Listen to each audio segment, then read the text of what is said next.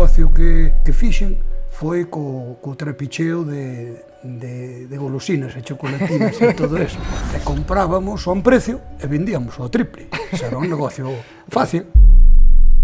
Sempre desde pequeno, eu sempre tuve un don para facer dinero. A mellor como nosos pais non nos poderían dar, era como que tiñas que buscar de pouca vida, non? E depois, bueno, pois abrimos a cervecería e éxito total.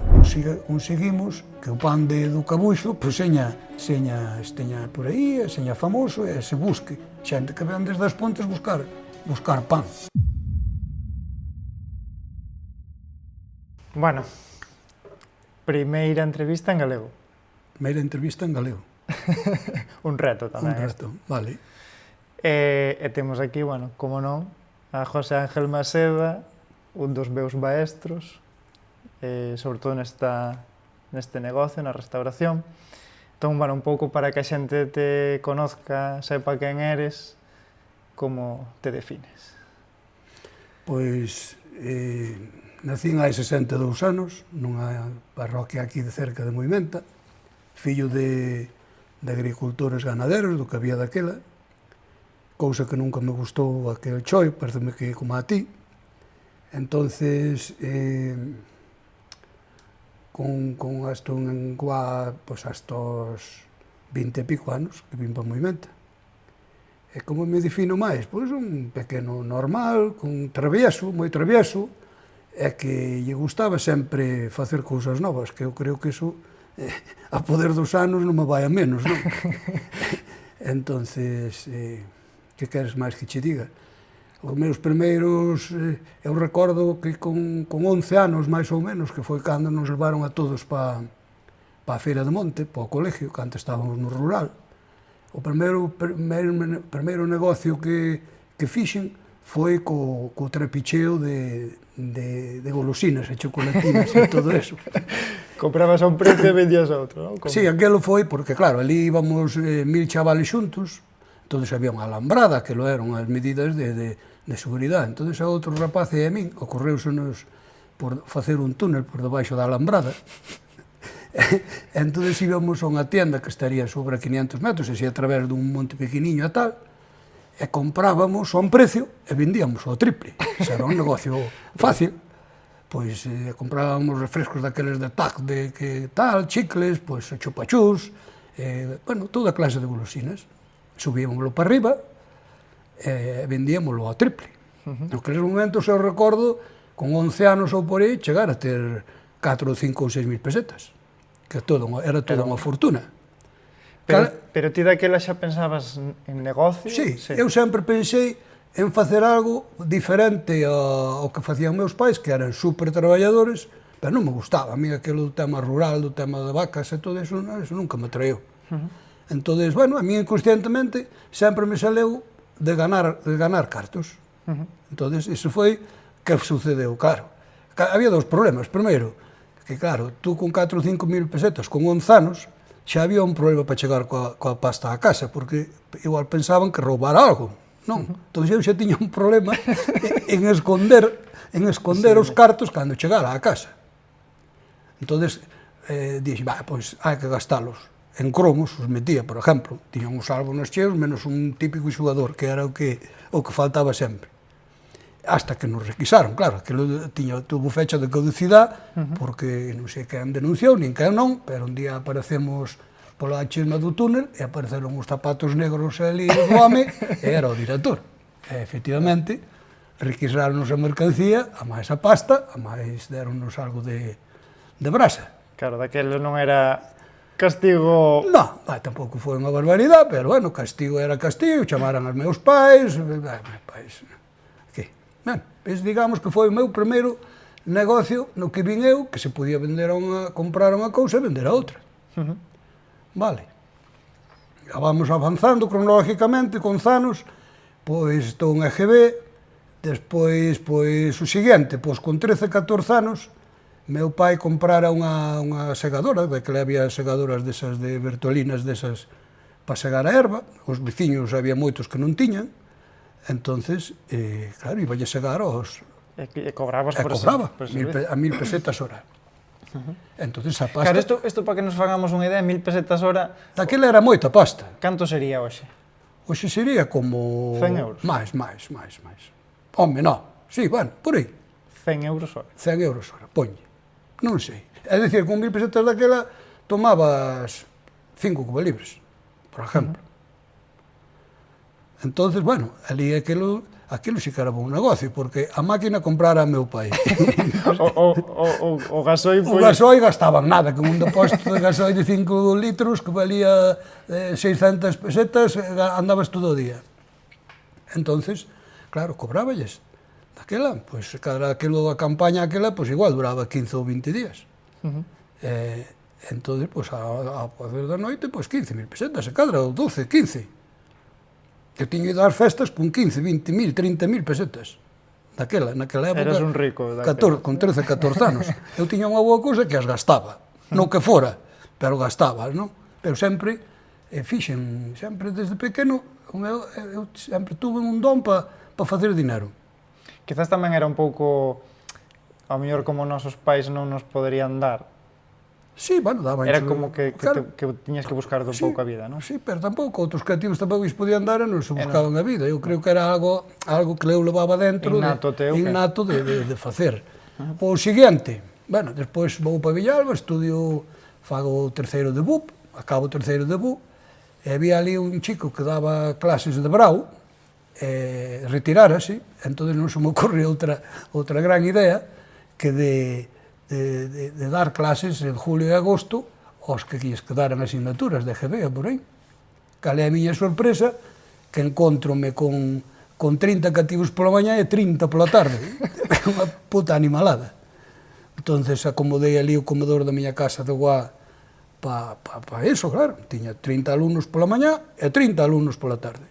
Co iso conlleva aguantalos, eso telita marinera. E aí deime cuenta que o meu enseñanza non podía ser, porque era tremendamente esclavo. Aguantar, xa non aguantara todos eses cativos en distintos cursos, preparar todo o tema, que aunque tuveras as nocións, pois tiñas que repasar un cabrao, tiñas que repasar varias cousas para resolver as dúdas. Resolver esas dúdas deles. Por un lado, gustábanme eses retos, pero que era super esclavo. Entendes? Darlle explicacións aos pais cando viñan, non sei que, non sei quanto. Bueno, encima, aí foi un negocio malo, porque non me pagaron vita deles. Un negocio, aí foi, digamos, que non foi productivo o esfuerzo que eu tuvera que facer, non? E aí che vai un pouco aí do tema, con cantos anos estamos, con 16, 17, acabo o terceiro de BUP, iba a ir facer COU, pero non o fago, decido entrar en formación profesional en segundo grado, en administrativo, entro xa en cuarto, eran 5 cursos, entro en cuarto, fago cuarto e quinto. Entonces, pois, fago técnico administrativo, acabo os estudios, e vou para a Mili. Bueno, na Mili, antes da Mili, eso xa xogaba ao fútbol, e xa me pagaban por xogar ao fútbol tamén. Naquelas épocas, pois cheguei a xogar no Pastorizais, por exemplo, pagábanme 10.000 pelas partido ganado, que iso era unha barbaridade. E xa vivín un pouquiño deso, mentre eu estaba estudiando e indo para a Mili. Voto para a Mili, e na Mili sí que nada, na Mili foi todo gastar. Ali sí que non houve maniobras. Segundo dixo o meu pai, gastara 1 millón de pesetas. 1 millón de pesetas? 1 millón de pesetas. Pero iso dice o meu pai, eu non levei cuentas. E puxa a disfrutar a experiencia. A disfrutar, ele íbame dando o que podía, pouco a pouco, e díxome, podes ir gastar 1 millón de pesetas gastache. E vai, será moito eso. Pois, ao parecer, non. Bueno. E despois, cando volves... Un ano e pico na Mili, no cual marchei para algo con 70 moi poucos kilos e vin con 105. Non che quero dicir nada o que comería ali e bebería. Madre mía. 105, cambiaría a constitución tamén algo, non sei. Vin, pois feito moi mal. Entonces, tamén me poño un pouco a adelgazar, baixei 10 kilos rápido, pero despois xa me quedei sempre nos 80 e pico, 90, xa me quedei, non. Bien, o tema laboral. Acabo a Mili, veño para aquí, entonces, meu pai, pois, que vamos facer? Pois terei que ir traballar algo ou algo. todos os meus compañeiros daquela de que acabaran formación, prácticamente todos, había, como éramos das primeiras promocións, era fácil, houbera unha posición para dar clase, para profesor de FP. Aprobaron case todos. Eu non fun a oposición. Non fora por outros rollos, fora a academia a prepararme a tal, fora poucas veces tamén, encontroume a mí nunha época da vida tampouco que non me tal, bueno, non fun. Cando todos saliron profesores, todos, vale. Entonces, pero tampouco era o teu. Non era o meu, xa me había dado cuenta que non era o meu, por iso tampouco non intentei. Bueno, entonces, unha vez vido da Mili, claro, hai un amigo meu da Eli de Castro, que tuvera o Pab Sagittario, o Alonso, que traballaba en Donos daquela, entonces vai e ofréceme ir traballar, que tiña que comprar unha furgoneta e repartir donos. Vale. Entonces, digo, pois vou para Lugo, matricúlome en Ciencias Empresariales, coa idea de estudiar pola tarde e traballar pola mañá. Entonces, empezo, donos, había que levantarse ás 5 da mañá. Danme a zona de Pastoriza, Meira, todo eso, entonces empezo repartindo donos, sin ser autónomo, nin ser nada. Aquilo era comprar a un precio, igual cos chicles alá. Era comprar a 5 e vender, había un precio estipulado, pero, bueno, era relativo aquilo. Un negocio tamén redondo, que se ganaba dinero, moito dinero. Que pasou aí? Levaba como medio ano, vendendo ben. Entón digo eu, isto é que se pode facer. Entón, ocurreseme ir falar cos directores dos colegios para vender donos masivamente. Que os deran de postre, se non se podría facer, pero daquela aos cativos encantabanlles os donos. Entón consigo, o primeiro que foi no Ayuntamiento de Ribeira de Piquín, e despois no de Río Torto, despois no da Ponte Nova, vender os donos un día semanal. Ou 2 veces, en algún 2 veces. Quero che dicir que o metían no que comedor, metían de postre. Cousa que os cativos estaban encantados, en aquela época non había todo este tema do dulce, nin hostias. Entón consigo vender unha barbaridade, porque, claro, pasas a venderse cada día 1000 donos. Levaos, que tuve que, moitas veces tiña que facer 2 viaxes na furgoneta para levar a mercancía aos grupos escolares, non? Entón, que sucede? Que vendía tanto que entón chego un día ali á oficina, queren falar comigo, e dícenme que o departamento de comedores, de tema dos grupos, os vai levar a outra persona. Porque, claro, era moito para unha persona sola. Entón, collo un rebote terrible e arranco. Porque había feito todo, ni eles se habían molestado. Entón, bueno, a mí daqueles momentos pareceume moito mal que me sacaran algo do que había eu feito, non? Bueno, aí nese un total debían estar ano e medio, máis ou menos. Voume dali. Entón aparece un anuncio de San Miguel, se busca personal para servicio técnico, vexo no periódico. Entrevista no Lugo USA, nun hotel. Eu iba nos donos e, pois vou ir, nada perdo. E fun, e colleronme, a primeira, sin nada, Claro, non tiñas experiencia. Que experiencia non ter, nada. Mentiñes algo na entrevista, ainda ben, porque preguntaronme se eu era manitas coa ferramenta, sí, son capaz hasta de desmontar un coche, nada. Pero bueno, o tema é que me colleron, empecé a traballar no Servicio Técnico de San Miguel, pois no 86. Entrei en plantilla, en Burgos, estuve alá 15 días en Burgos, fun 15 días para Vigo, e puxenme aquí con a furgoneta, todos os grifos estes de caña, pois instalei, non sei, todos os de San Miguel. En esa actividade estuve, dunha maneira ou doutra, 24 anos. 24 anos. 24 anos. Que ao final tuve unha hostelería polo medio, ben sabes, xa contaremos. Claro, en que momento, bueno, aí xa tes o primeiro contacto ca hostelería, desde outro punto de vista, pero realmente eu xa había toda a montaje de como eran, como funcionaban, controlábala desde fora. A parte de que no meu tempo de ocio estaba nos bares seguido, que iso é outra. Claro, entón en que momento tú decides vou abrir un negocio destes? Vale, isto foi moi largo, isto vamos a ver, eu no 90, despois fago unha casa aquí en Moimenta. Por que fixen en Moimenta? Pois porque xogaba aquí ao fútbol, bueno, Moimenta sempre tuvo esa fama de pueblo unido, pueblo emprendedor, naqueles momentos había bastante empresa, e decido pois facer aquí unha casa, non? Na casa, en principio fixen a planta alta, e depois na planta baixa, a miña idea sempre fora montar unha cervecería ou algo. Pero, bueno, daquela estaba casado, e que a miña señora daquela non compaginaba con as miñas ideas nesto, ni pouco ni mucho, éramos igual ca blanco e negro, non?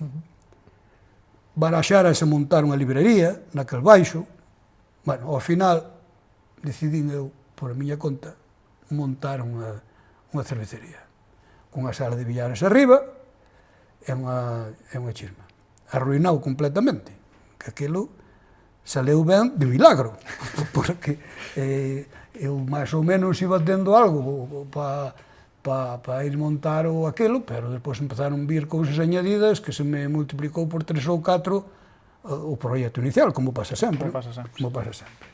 Bien, entón, que pasa? Que xa antes de abrir a parte de abaixo, o primeiro que montei foi a parte de arriba, con 3 billares e unha barra, clandestino. Porque, claro, aquilo, xa chamei aos meus amigos todos, e ali empezou aquilo a funcionar e a generar dinero antes de abrir, pero moito antes de abrir. Se cadra, pois igual, 6 ou 7 meses. Mentre estaba acabando de abaixo, eu tiña 3 billares arriba, e ás noites estábamos 40 ou 50 personas dándolle ali ao macaneo, entendes? Eu solo, sin empleado, sin nada.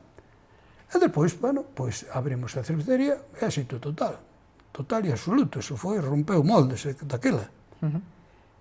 Abrimos o 8 de abril do 98, e listo vemos a fuego pois hasta o 2004-2005. 2004-2005, que sucede?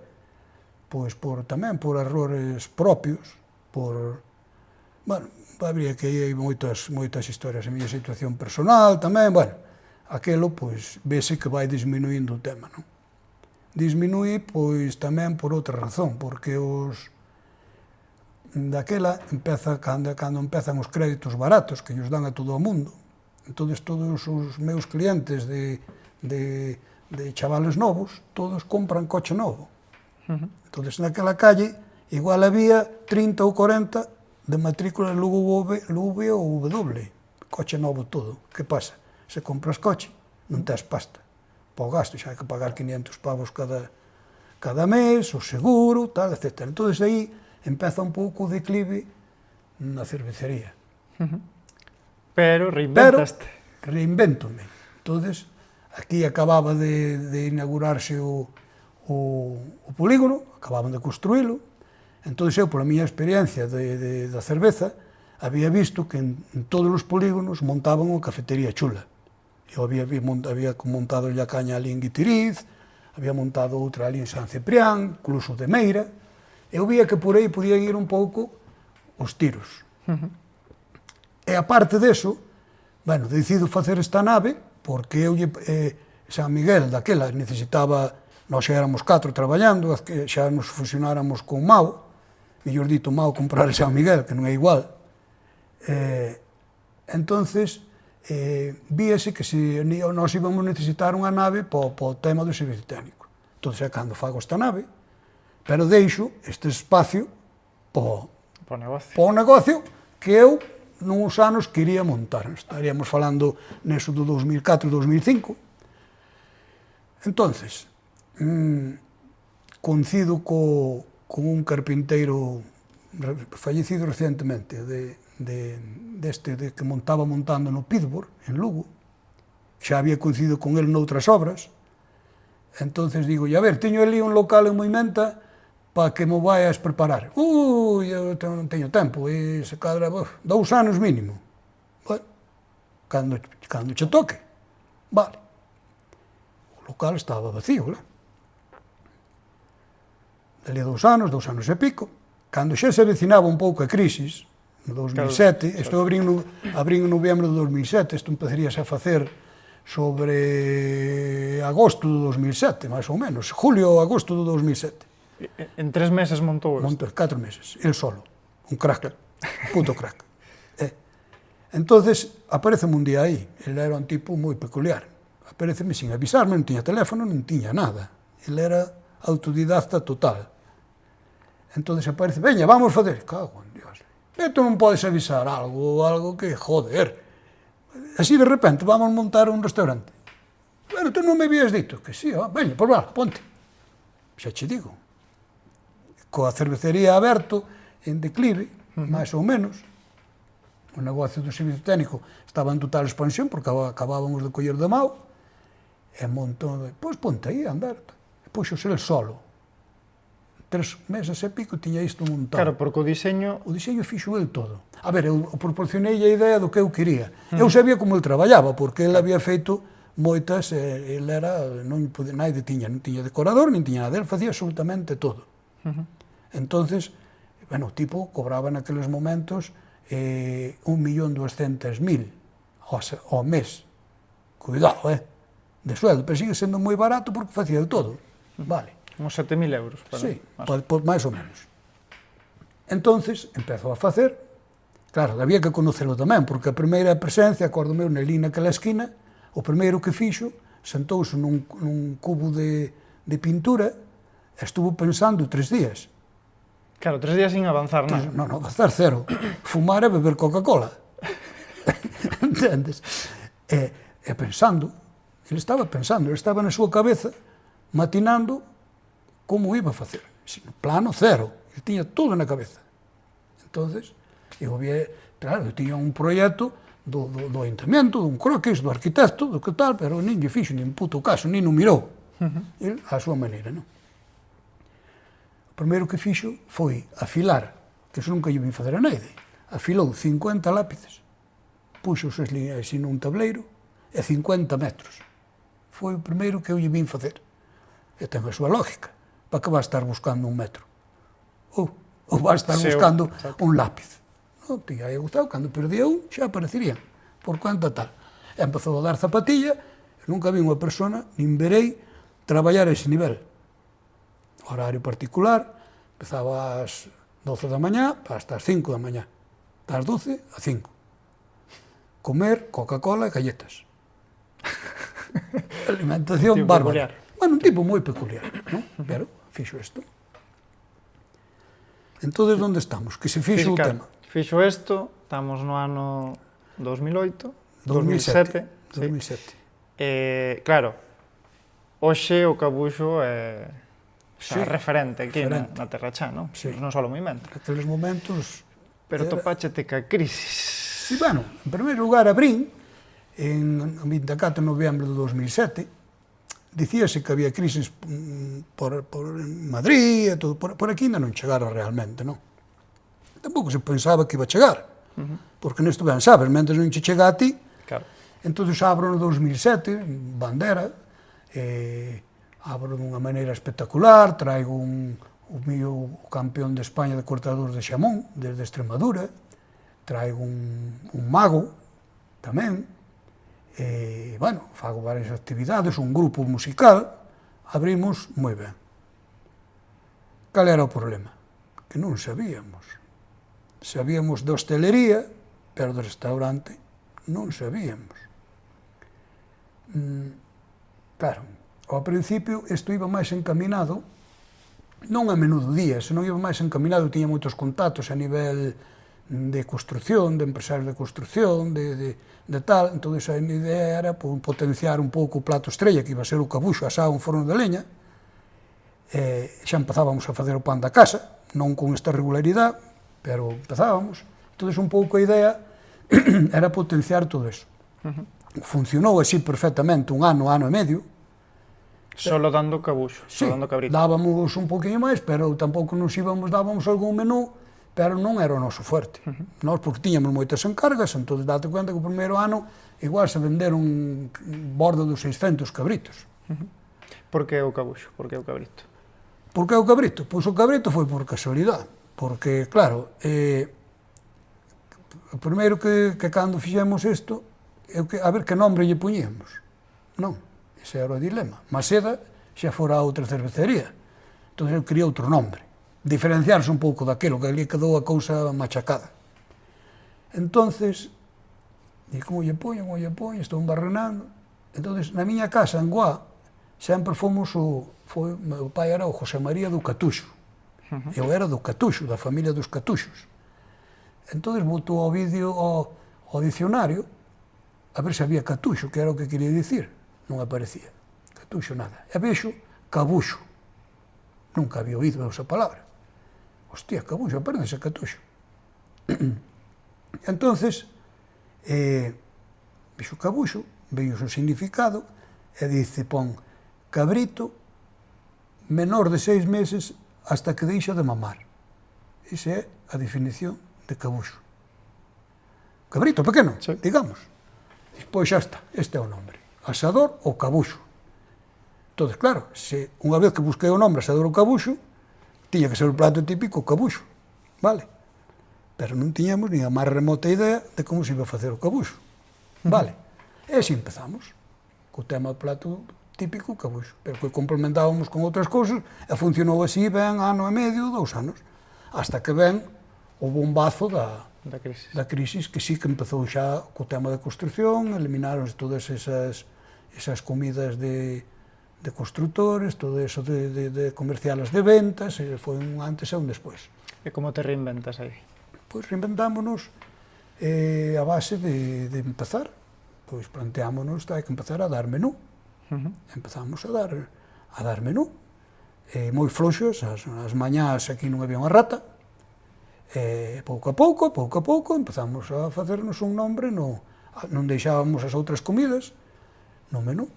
Facíamos moitas cenas de chavales da Ermo, que era a época que estaba bastante fuerte os viernes na Ermo, e así foi como nos fomos reconstruindo, máis ou menos. Claro, aquí tamén apostastes moito por, pois dices tú, facéis pan xa, non? Si, daquela vamos a ver, o tema do pan, a ver, eu sempre fui un fanático da comida casera e do pan da casa. Eu non me gusta outro pan. Eu na miña casa, o meu era comer pan da casa, co que fora, pero pan da casa. Entón, a miña idea, cando montei isto, o primeiro que se fixo foi o forno. Fui aquí a cabo dun señor que facía fornos, e faime un forno aquí, e fixen o forno. Entón, meu pai xa cocía na casa, entón veu cocer aquí varias veces. Enseñoulle, quen despois coceu, a alma mater desto, que é a Patri. Patri leva conmigo desde hai 20 e pico anos, e sin ela, pois non houbéramos feito nada, porque somos un dúo que nos complementamos pois perfectamente, non? Xunto co resto do personal, pero a Patri foi fundamental no desenrolo desto, non? Entón, empeza a vir cocer meu pai, empeza a enseñar a cocer a Patri, primeiro cocíamos 2 ou 3 veces á semana, e despois xa vimos que a demanda era tal. Claro, porque o pan iba para o menú, pero tamén vendíades. Sí, efectivamente. Empezouse a vender pouco porque non había capacidade, porque antes acababas de dicir, o forno anterior collían 20 bolos, agora temos, depois dunha reforma que tinda naviras, agora neste forno collen 60. Entonces, claro, aquilo era moito máis artesanal, con unha amasadora pequeniña, con tal, e facía como se facía nas casas, o pan nas casas. Entón, facemos ese pan, dábamoslo no menú, efectivamente, e o que sobraba, pois vendíase. Entón, despois, claro, xa meu pai xa sempre iba facendo maioretade, tomou a Patri, que foi a que coceu desde sempre, non? É a maestra panadera por excelencia. Con a cousa de dicilo, outra cousa é facelo.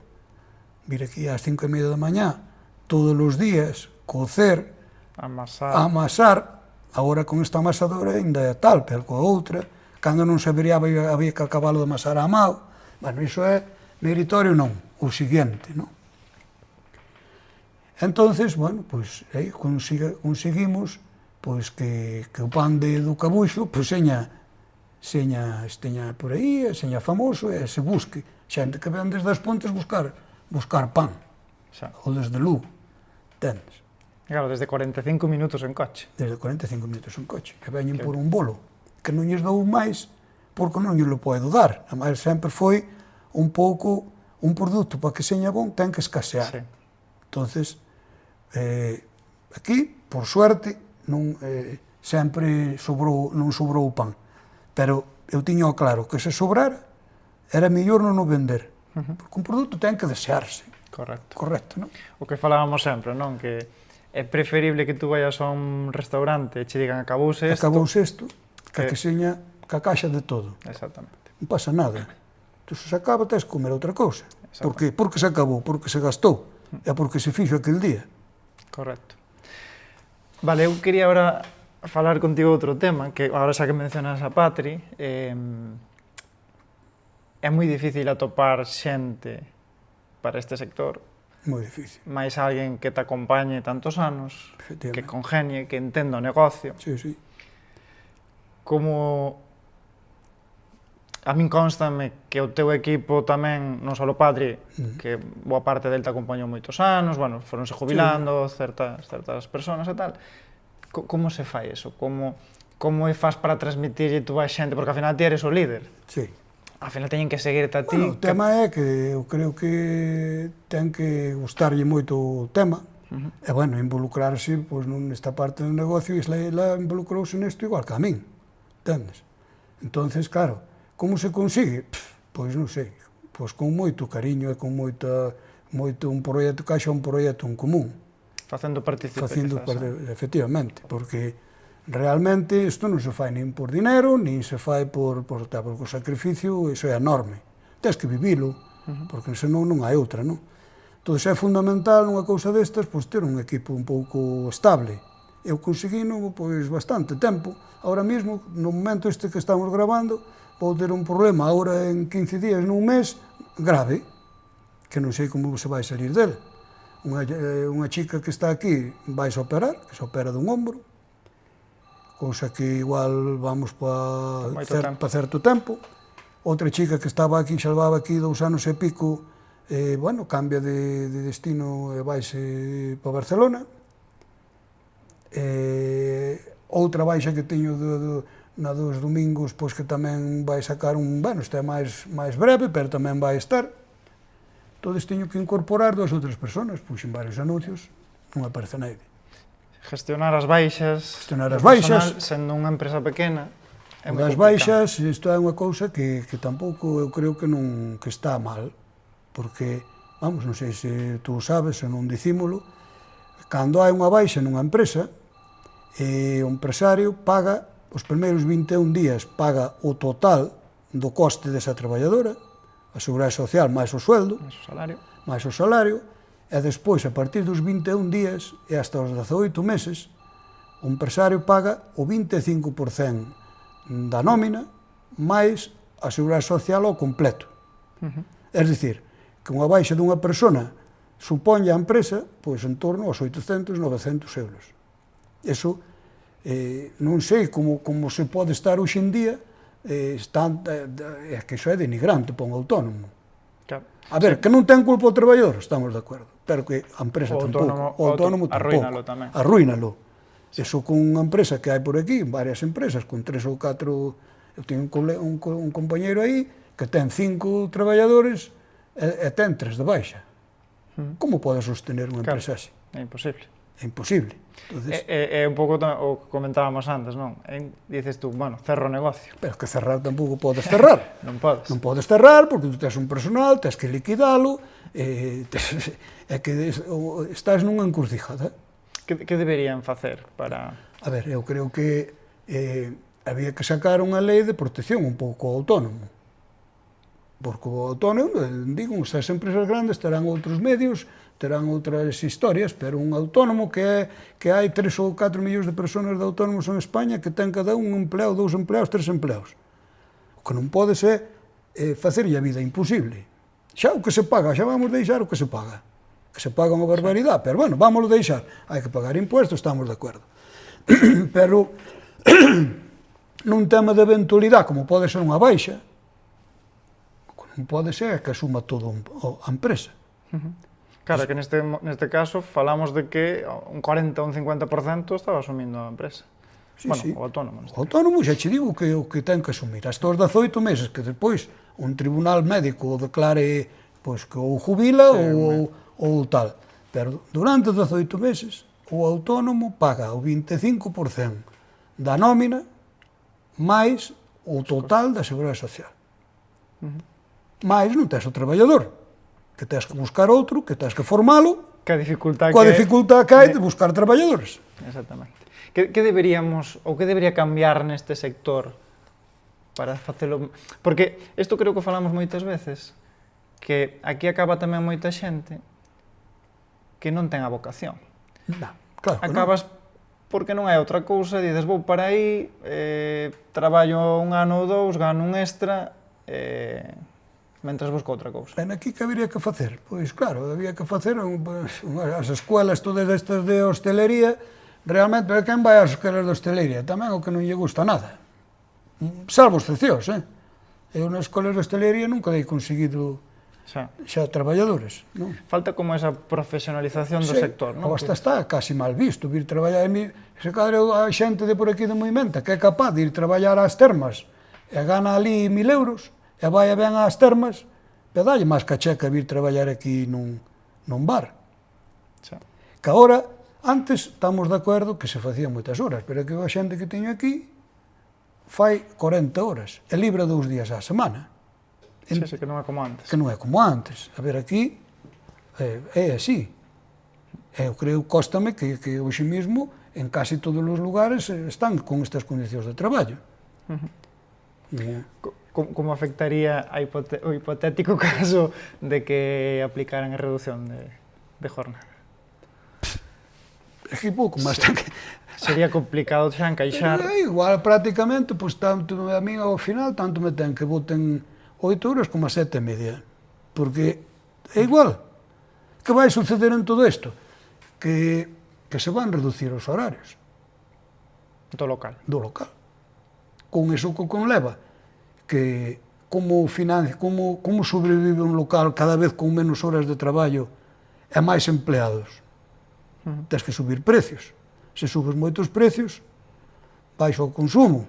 É moi complicado hoxe en día equilibrar todo sacar por tu date cuenta, eu non sei, pero uns gastos que ten un local.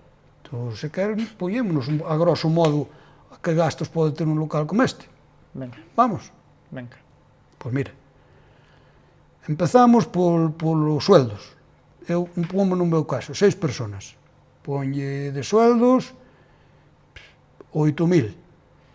Largos, pero bueno, entre 9.000. Sin contar a Seguridade Social. No, iso é outro apartado. Claro. Sueldos, 8.000 largos, 9.000, ponlle. Seguridade Social, pago 3.400 máis o meu, 3.800 de Seguridade Social. Xa estamos en 13.000. En 13.000, tu vais sumando. 1.500 de luz. Sobre 600, 700 de gas. 15.000. Gastos así, vamos a poñer, pois, ao mes non hai quen che saque outros 500, 600 de averías varias. Mantenimiento. Do congeladores, que non sei que, non sei cuánto. En canto vamos? 15.500. 15.500, vale. Pois agora tú... Claro, pero isto é... Todos os días. Claro, pero sin produción. Sin produción. Estamos falando deses gastos. Non compramos ainda nada. Exactamente. Agora vamos comprar mercancía para vender. Pois como tú compras mercancía para vender, pois non sei, mitad, máis ou menos, do que tal. Outros 15.000, outros 20.000. Outros 20.000, canto hai que facturar? Pois isto non está... Terías que estar facturando uns 70.000 euros mensuales que non se facturan 70.000 euros mensuales. Para que funcione. Para que funcione o tema. Estamos falando... Porque non, claro, é que non estamos contando aquí nin mermas. Nin mermas, bueno, estamos poñendo que tamén hai outros ingresos, podes ver outros ingresos. Que sucede? Como van sobrevivindo, tes un produto, tes o pan, que tamén se genera a través do pan, hai outros produtos que se venden, faz cenas, faz comidas para levar, tamén que é outra gama, aquí estamos moi diversificados, por iso se logra sobrevivir. outro tema que non comentamos é a inversión de todo isto. Bueno, claro. Montar un local como este, unha cociña... Isto baste a moito diñeiro. Non sei o que, pero se dices 300.000, igual me quedo corto. Correcto. Porque isto tamén vas pouco a pouco, non? Empezas con facendo aquilo, daste cuenta que ao final a cociña che pequena, tens que aumentar a cociña, ao pouco tens que comprar unha cámara porque senón non che chega, e así sucesivamente, non? Estamos no rural, e o rural moitas veces, ou fora tamén de Galicia, vésenos como toscos, de como que aquí o que se prima é comer moito. Como ves ora o público do rural? Está cambiando ou seguimos sendo que comer ben é sinónimo de comer moito? Non, eu creo que a xente está cambiando un pouco. Eu recordo de vir aquí, de que viñan dous e comían un cabrito. Recordo. Sí. Canto pesa un cabrito dese? 6 kilos, 7 kilos. E comían dúas persoas? Sí, eu tiños visto comer. A ver, non era o normal, pero un cabrito de 6-7 kilos para 5 personas comelo perfectamente, con as ensaladas e con 4 ou 5 botellas de viño. Iso hoxe non se fai. Hoxe a xente come uns entrantes pequenos e despois comen un cuarto de cabrito para 3, por exemplo. Non se come o que se comía ni logo. Efectivamente, está cambiando un pouco. Quen come máis? Se cadra os que veñen de fora. Pero por que pode ser eso? Pola fama que temos? Porque eu creo que se queren aproveitar un pouco do sistema. Aquí tens un menú a 14 euros, non? Entón, se les veñen de Madrid, que por 14 euros ni nos saludan casi. Comen, huelen. Entón, aquí veñen con 14 euros e comen o primeiro, comen o segundo, comen o pan, ainda moitas veces o postre, o café, ainda, máis veces ainda queren levar algo para a casa do que hai ali, non? Pero, bueno, tamén veñen pouco tempo, está claro que, como en Galicia, non se come en ningún lado. E crees que cada vez somos máis exigentes comendo? Sí, por suposto que sí. Sí, porque neso tamén fixo moi mal todas estas series, o Chicote e todas esta tal... Masterchef, entonces a xente parecelle que poden exigir, que poden... Claro, tú podes exigir tamén, depende do que pagas. Correcto. Porque tú vais aquí comer un menú por 14 euros, pois tens que entender que tens que comer rápido, porque xa é outra cousa que xa teño tido eu algún... A ver, tú se non tes sitio, tens que ser consciente que por os 14 euros eso non te dan dereito a estar na mesa 3 horas. Tens que comer un tempo prudencial e cando acabes irte. Non? Por iso as bodas costan o que costan, porque a xente tampouco entende, non? Efectivamente. Todo ese tempo, claro, tú se vas comer, se vas cenar ou vas comer a un restaurante e encargas unha comida, pagas 60 ou 70 euros, lógicamente non te van levantar da mesa. Correcto. Pero a xente entende mal que por 14 euros que tú, cando haxa cola para comer, que os invites a que se vayan un pouco da mesa. E hai algún que non lle parece ben. Efectivamente. Bueno, hai moitos sitios, por exemplo, en Coruña, tes hora e media para comer. Hora e media, normalmente. Pero hora e media no menú é moito. Eu non podo ter aquí hora e media comendo a xente. Xa. Porque aquí a xente máximo ten que comer en 3 cuartos de hora. Que lle dá tempo suficiente. Sí. Entendes? Pero, bueno, neso a xente, tamén a xente ven cos rollos na cabeza e ven pois comer con alguén e tampouco nin se acorda de que se ten que levantar, non se dan cuenta. Hai moitas veces que os tens que avisar porque non son conscientes de que hai xente esperando, non? Entón, claro, cando yo lo dices, pois, normalmente a xente reacciona ben e abaixo, pero algún tamén cabritas un pouco e logo eu non podo cando eu para vir a apurarme, chico, é o que hai. É o que hai, non? E crees que están abertos a novas cousas? A xente? Sí. Viche algo aquí? Alguna demanda? Sí, a ver, aquí moitas levamos... Porque, bueno, vos tamén... Nos innovamos.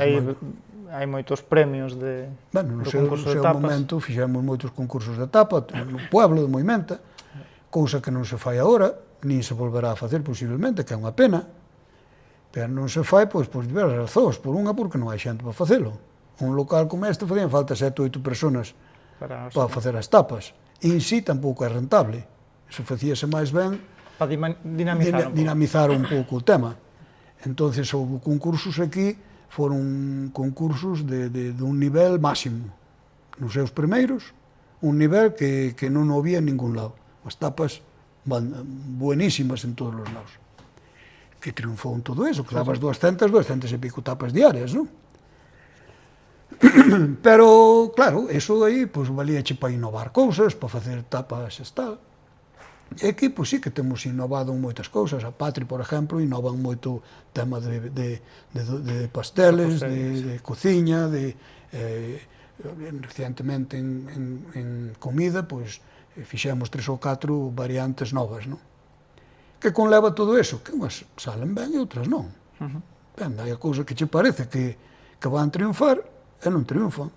E outras, empezas pouco a pouco e encaixa un pouco na xente. Plantexaste a futuro un menú degustación? Sí, pode ser. É que, vamos a ver, eu se tuvera personal fácil, eu houbera feito varias cousas. Porque xa era o primeiro que iba a eliminar as tapas. Tapas non daría. Ninguna.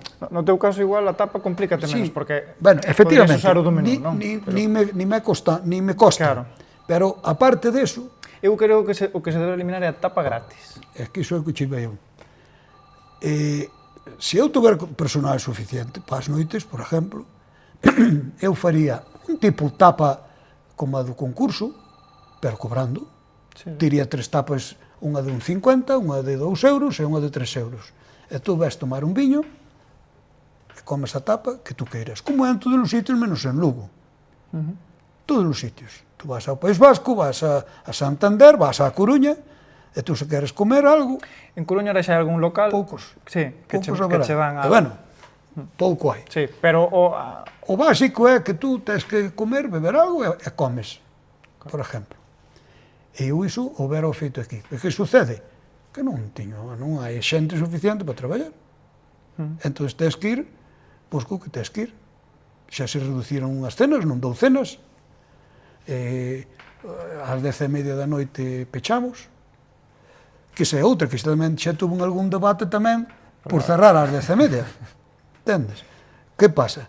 É dicir, eu propuxeme agora unha cousa. Os camareros teñen todo ese horario, menos o jefe logo. Non, me niego.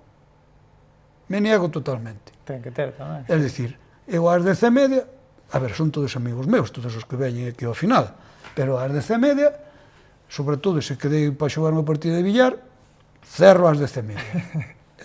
E hai algún que se me rebota. Entendes? E isto que isto non é unha oficina, que é un local de ocio. Bueno, sí, pero eu teño que ter os meus horarios. É dicir, agora eu creo que é un paso de que a xente ten que entender como queres ter uns horarios vos para os camareros se os clientes non nos respetan.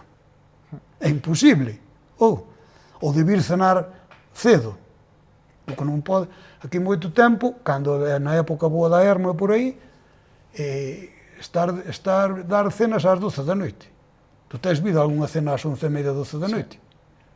Cando se vai a xente da cociña? Sí. Hai que cambiar hábitos. Cambiar hábitos, hai que vir cenar ás 9. Pero, bueno, España está moi arraigado neso, non? Bueno, pero cada vez ten que cambiar por unha razón sencilla, porque non vas ter donde comer. Claro. Entón, eso non é a mellor cousa.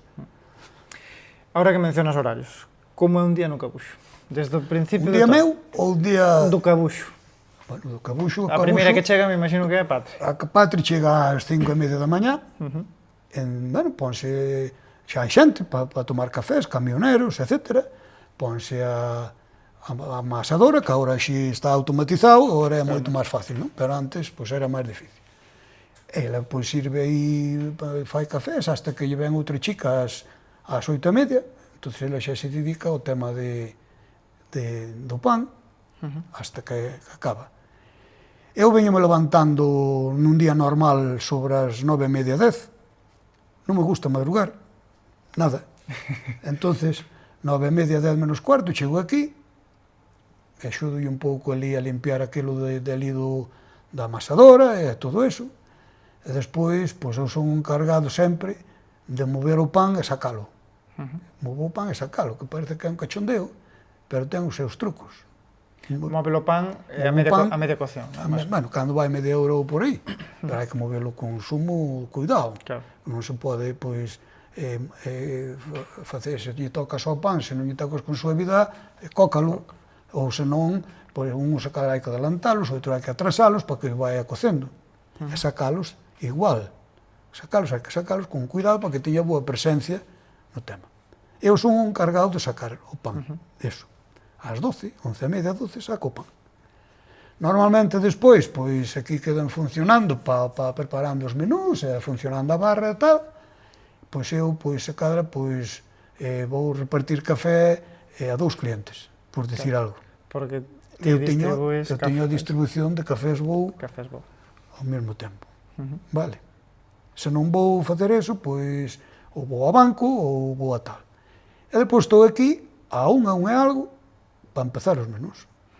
Que, aunque hai 3 personas aquí e 2 no chisme, prácticamente todos os días teño que axudar en algo. Ou atendo a terraza, normalmente o meu labor pois, é atender a terraza e por aí, non? E despois, pois, damos os menús hasta as 3, 3 e pico, 3 e media. Eu voume normalmente 3 e cuarto, 3 e media. Eu agora, pois, teño un hobby que me trae pola calle da amargura, que é o billar de carambola a 3 bandas, non? Empecé a xogar despois da pandemia e estou sumamente enganchado a ele. Entonces, pois vou xogar a Lugo, ao Círculo, ou incluso a Viveiros, a Cadrabou, e se non, tiña aquí o meu colega Morán, que é cos que botamos noites e tardes aí xogando, non? Quando non conozo o billar a 3 bandas, eso é que é tan difícil que ao final che como o coco para cada vez xogar mellor, non? A 3 bandas é que tens que tocar en tres paredes ou... Si, o billar é un billar rectangular de, a ver, non sei se fai agora nas dimensións, pero creo que é 2,40 por 1,20, non ten buratos, é un billar, digamos, o billar español. Entón, aí trátase, hai 3 bolas, unha roja que é neutra, e un xoga coa blanca e outro xoga coa amarilla, entón trátase, tú imagínate que eu xogo coa blanca, pois trátase de dar nas 2 bolas, pero dar 3 bandas antes ou despois. Sempre tens que tocar as 3 bandas, pero teñen que tocar as 2 bolas. Efectivamente, é igual o orden. Vale. Eu podo xogar, se xogo coa blanca, teño que tocar na amarilla e na roja. Podrías tocar unha bola primeiro, banda, bola. Pero sempre 3 bandas. Vale. Ou senón, hai algunhas que se xoga cando están as 2 xuntas, que se chama de lujo, entón tens que ir ás 3 bandas previas. Entón, eso requer unha serie de coco e de conhecimentos, e hai miles de sistemas nos cuales tens que memorizalos, darlle un valor a cada punto. Bueno, se queres un día facemos unha historia de billar, que iso é ameno, Veña. Vale, se tiveras que empezar hoxe, de novo, que cambiarías? Iso é unha pregunta que non xa sabería eu moi contestar. Que faría? Formaríaste algún error que... Bueno, errores muchísimos. Errores eu creo que cometín máis que aciertos. Pero, bueno, deses se aprende, non? Dos errores se aprende. Volvería a facer isto? Pois igual, sí. Que cambiaría? Pois a cadra, porque eu, como biche, ainda non conto mitad das actividades, pero eu sempre tuve 2 ou 3 actividades ao mesmo tempo. Entón, posiblemente, me centraría nunha, e facelo moi ben. Se non me aburría, claro, que podía ser. Eu creo que temos ese problema. Pero, bueno, a min deume sempre a cabeza para facer 3 ou 4 cousas ao tempo. Pero, desde logo, non estou descontento coa miña vida, non? Mais ou menos, pois fun indo, non? Que consello lle darías a xente que queira emprender, non só na restauración, que tamén podemos matizalo aí, pero que queira emprender aquí, no rural? Que estudie ben o proxecto. que faga un análisis de mercado, que non faga como fixemos todos a ollo. Iso vai che garantizar un pouco que tes un cliente potencial para facelo, non? Danche unha viabilidade de negocio. Que ames a profesión. Que se non disfrutas nesa profesión non te metas. Que se non tes un puto duro, tampouco. Porque senón iso nunca sale ben. E que máis? En concreto no tema de restauración, que é moi complicado. Que se tens que ter primeiro un poder un pouquiño económico viable e despois personal. Claro. Canto é un poder económico viable? Depende Porque a mellor hai moita xente que dice, teño aquí 5.000 euros. Iso non che vale para nada. Correcto. Iso é moito mellor non empezar. Pero bueno, que empezamos todos así. Non é que tuveramos 5.000, é que tiñamos menos 30.000. E fomos salindo. Era outra época tamén. Entonces, claro, pero tamén se miras ben, quen vai ter tanta pasta para empezar? Non se ten. Sobre todo, eu creo que tens que ter un equipo de traballo, unha idea de traballo, saber traballar. Non se pode montar un restaurante sin ter ni puta idea. Correcto. Porque as posibilidades de que che vai mal son moitas. Vale, pero por outra parte, o que lle gusta é que emprenda. A xente nova é que ten que emprender. Que oportunidades ves tú aquí? No rural vívese moito mellor que na cidade, iso sabémoslo todos. Xente, hoxe hai negocios no rural que van quedar vacíos por jubilación, por X, que podían ter unha continuidade perfectamente, todo relacionado coa ganadería, coa madeira, e como non, para sostener todo ese sistema de temas de hostelería que ainda está por descubrir. Pero crees que está cambiando ou que a xente sigue tirando para a ciudad? Na pandemia parecía... Temos como moi asumido, non? O de que as oportunidades están na ciudad. A ver, o que é indiscutible que máis posibilidades para certas profesións tes na ciudad. Iso é indiscutible. Agora, que hai outras profesións que podes adaptar ao rural? Pois tamén. Que, non sei, que haxa moita xente que lle gusta moito máis vivir no rural tamén. Todo eu creo que é un pouco a capacidade de cada unha das súas perspectivas, non? Que sei, para a familia, se tes... Claro, é máis fácil estar nunha cidade para estudiar. Pero bueno, Nós estudiamos un pouco, bueno, íbamos andando, que agora tamén hai unha superprotección dos nenos. E agora vexo algún neno con 14 anos que os levan pola mão ao colegio. Claro. Eso, onde xoga agora o pequeno? Que travesuras pode facer? Eu con 10 anos iba polos camiños xeando popa, nadie me levou. Sí. Temos como moi infundado de... Está moi super protegido. Sí, de que hai canto peligro hai. Ai, que peligro. Bueno, peligro, pois claro, pode pasar. Pero o peligro tamén había antes, É como non había de haber. Ibais por camiños... Íbamos por camiños... De noite, moitas veces... Claro. Íbamos cativos, eu recordo de ir cativos, chamalos polas casas, de ir cativos de 7, 8, 9 anos para o bus escolar que estaba a 2 kilómetros. Íbamos andando, comendo un cacho de pan. Ali. Claro. Os pais quedaban na casa, moxindo nas vacas. E non pasou nada, nin nos salvou naide. Correcto. Bueno. Levantabaste se querías desayunar, desayunabas, facíalo ti. E agora parece que, joder, con menos de 14 anos, eu creo que os hai que acompañar, non estou seguro, pero eu creo que os hai que acompañar á porta do grupo. Con menos de 14 anos. Onde vamos? Xa. E despois non poden ir estar xogando ali, porque non sei que veña. Non, eu creo que... mal. Hai que cambiar. Hai que cambiar iso. Que legado queres deixar aquí, na terra cha? Nada, legado non quero. Porque, bueno, estás nunha edad que tamén estás próximo. Estou nunha edad, teño 62 anos, faltanme 3 anos para jubilarme. Pero queres? Non sei. No seu momento eu pensarei. Se fora capaz de ter un personal adecuado e eu facer pouco, porque que eu estou agora nun límite de querer facer traballar pouco. gestionar isto e por aí, sígueme levando tal. Pero claro, non estou xa para estar aquí horas e horas, non. Entonces, dentro de 3 anos falaremos a ver que pasa. Habrá que facer outra entrevista. A ver que sucede. O legado, simplemente quero deixar o legado de que fixen que foi unha boa persoa. Eu creo que eu intencionadamente non lle fixe mal a naide nunca.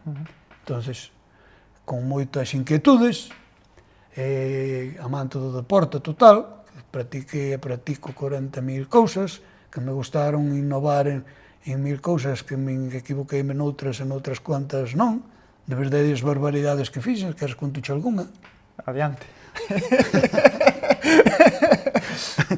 Pois eu creo que falabas antes de errores e de fracasos. O primeiro, eu creo que un dos fracasos máis grandes que tuve foi que eu quixen facer en Castro, ali no do Pulpo, coincidindo coas festas patronales, con París e Panorama actuando, quixen facer a primeira festa de cerveza, Castro Beer Fest, se chamaba. Entón, recordo eu que aquelo, claro, eu asociaba canta xente pode ir ver, 20.000 personas, porque igual nos quedamos cortos, 20.000 personas nun sitio, e eu fago no caseto aquel do Pulpo unha chisma de cerveza, unha feira de cerveza, vestidos todos para a ocasión, con 100 barriles de cerveza, con 1000 salchichas, 1000 hamburguesas. Fracaso total e absoluto. Por qué? Porque non era o sitio adecuado. A xente iba para a festa, pero non paraban ali. Entón, aquilo foi un fracaso. Tiramos 1000 salchichas, tiramos 500 hamburguesas, que ibas a facer? Eu prepareime para vender, pero non se vendeu. Aí volvemos ao de antes, non? Facer un bon estudio de mercado. Pero o estudio de mercado... A xente estaba, pero... A xente estaba, pero quen iba a saber? Pero non era o teu cliente. Non era o meu cliente, claro que non. Non era. Pero pensei que sí. Eu fracasei. Foi un fracaso total. Eu te recordo de estar derrumbado ali na furgoneta do fracaso. Que viñan as miñas fillas e tal, e daban ánimos. Veña, hombre, que non é... Pásase mal. Bueno, depois, que pasa? Por exemplo, ali na cervecería tamén fixen barbaridades de traer, pois, para cerrar a calle, traer 2 orquestas, por decir algo. Bueno, e non trouxen París e Panorama porque non máis quixo contratar, que tuvo máis sentido que a min. Senón, houberas traído. Entón, claro, son errores que non nos faz por mal, nin nos faz por eu que sei, por ir de valiente. Falo porque che dá. E tú fixache cousas igual. Exactamente. É que te entendo a perfección. E eu dicíache, Óscar, que... Pero tú no fondo sabías... Sabías que ibas facer. Que eu tiña que equivocar. Efectivamente. Entonces, eu agora mesmo vexo, pois, restaurantes, e bares, e por aí, que traen, pois, un DJ, o outro día, pois, unha chisma de motos, non sei que... É imposible salir ben deso.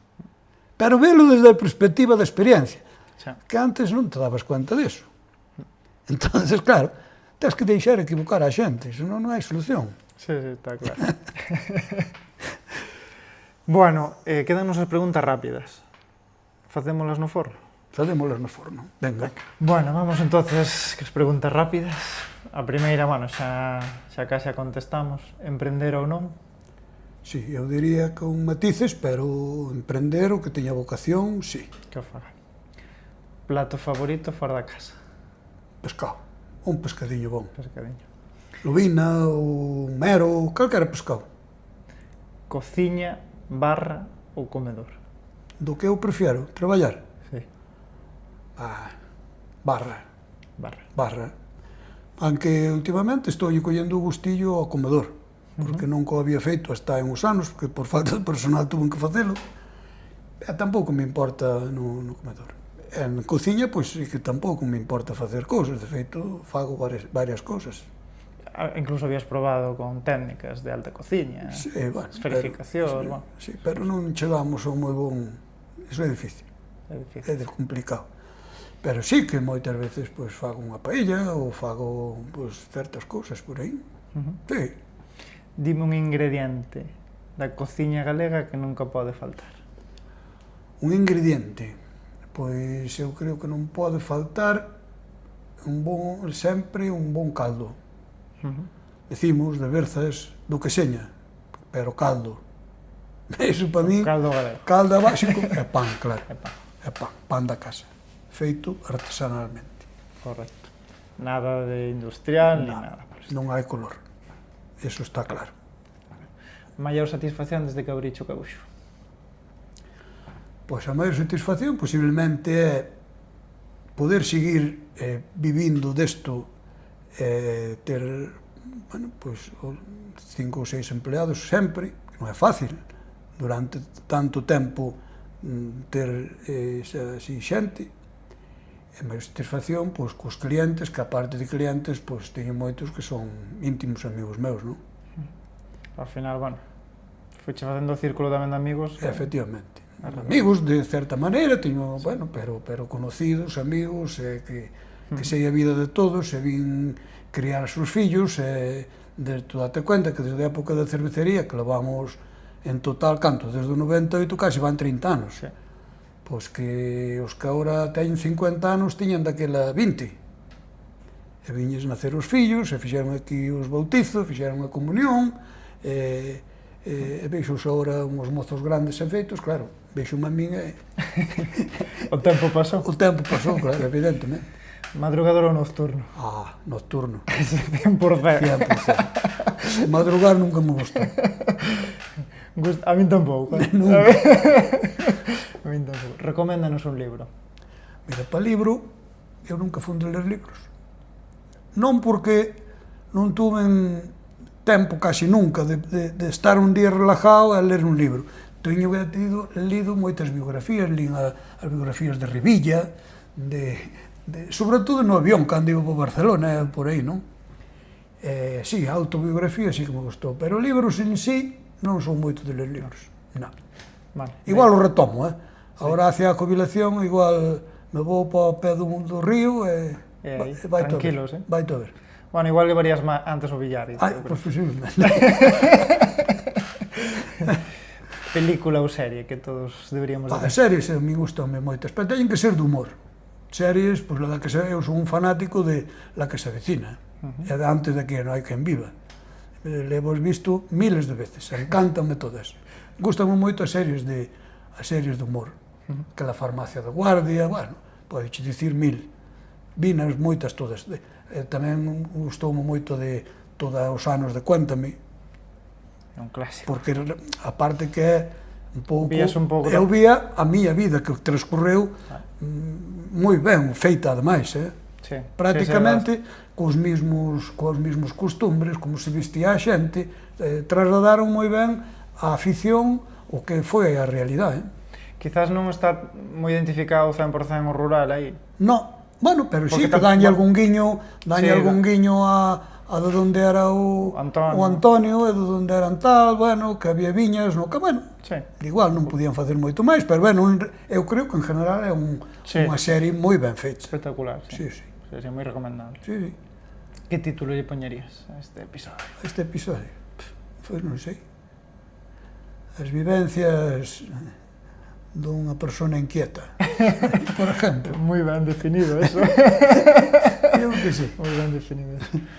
E nada, recoméndame 2 personas para... Pois recomendar, mira, vouche recomendar unha que sei que quero entrevistar tú, que é o jefe de Cafés Bou, que é Carlos Gotor, que solamente para aí tens que levarme a mí a Barcelona, non máis. Hai que pillar os billetes. Pillar os billetes e vamos a Barcelona, e eu creo que esa entrevista faríale sin problema ningún, e faiche ilusión, a máis, eu creo que sería bonito facela. Si, ademais, podenos contar moi ben a historia dun produto... Dun produto que é un total desconocido, que ten 1000 detalles, e ten... Altísima calidad. Encima é unha gran persona, e brindaríase a iso fijo. como reconduciu tamén a empresa do pai, porque era do pai. Sí, que morreu agora o tío tamén, Sí. agora estes días. Bueno, entonces, outra persona, que non a conoces tú, vouche aconsellar. É un íntimo amigo meu, que é chamase José Ángel Blanco Porriños, é o presidente ahora mismo de CLUM, das cooperativas que se uniran. Ele era presidente aquí de Irmandiños, e xuntouse con Feiraco e con outro que penso que era de Melide. Bueno, fixeron unha fusión de... Ele é o presidente, leva xa 12 ou 14 anos de presidente, xa che digo, estudiamos xuntos, é íntimo amigo meu, é unha persona que creo eu que merece a pena entrevistalo.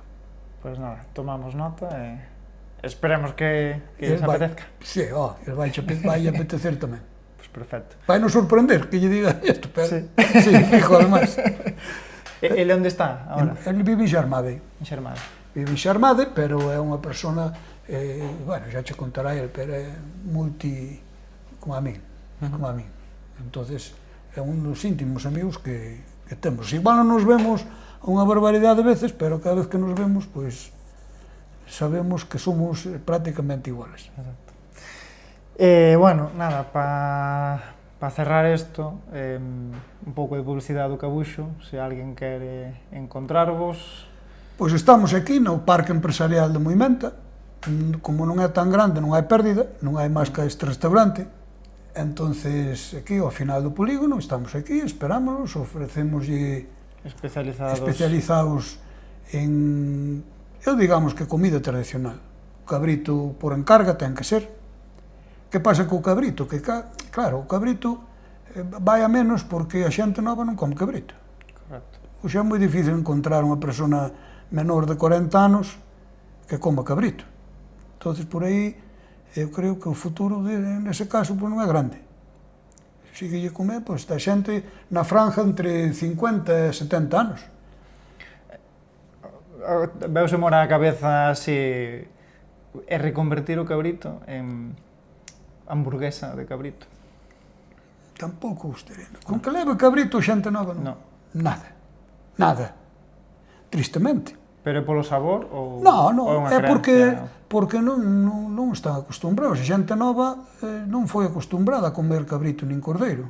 Entonces empezaron coa comida basura, entre comillas, que pizzas que se... Sí. Bueno, outra cosa que facemos aquí, que nos acordamos de mencionar, que a fai a Patri, que unhas pizzas caseras increíbles, que faina no forno, unhas pizzas caseras que, cuidado, é un pouco... Esa cara, pois, é o suplemento do cabrito, máis ou menos vai ocupar un pouco o lugar ese. Sí, máis... Nas súas vertientes, máis para xente nova, máis... Pois é sempre tivemos pizzas aquí, na cervecería fixéramos moitas pizzas, pero realmente agora coa masa casera que se fai, pois, é cousa de hai 2 ou 3 anos. Pois nada, xa sabedes, o Cabuxo, Moimenta... Cabuxo, Moimenta... O mellor sitio para comer. O mellor sitio para comer. Moi ben. Bueno. Teña, Óscar, un abrazo. Un abrazo.